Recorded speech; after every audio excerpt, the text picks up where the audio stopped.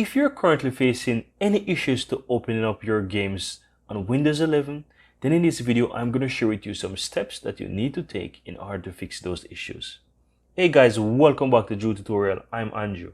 And if you're new to the channel, go ahead and hit the subscribe button. It's absolutely free in order to support this channel and so that you'll never miss out whenever I release another helpful video just like this one.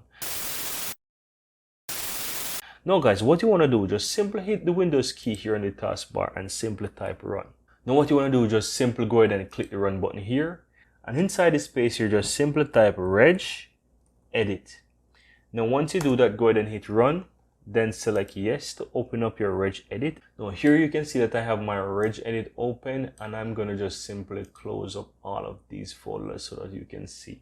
Now what we want to do is we want to expand this HKey classes root folder, right? So go ahead and expand that, and you want to look for the exe folder. Now once you find that folder, you simply want to click on it, and here where you see the default, you want to right click on default and go to modify, and you want to ensure that your value data is set to exe file. Now once that is there, just simply click OK, and then you want to search for the exe file folder. So go ahead and search for that. Now once you find that exe file folder here, just simply click on it, and you want to right click on default, you want to modify it, and you want to ensure that this value data is set to applications. Now once this is done, go ahead and click OK. Then the next thing you want to do is just expand this folder, click on shell, and you want to right click on the default folder, go to modify, and you want to ensure that this value data is set to empty. You don't want anything to be there. Go ahead and click OK.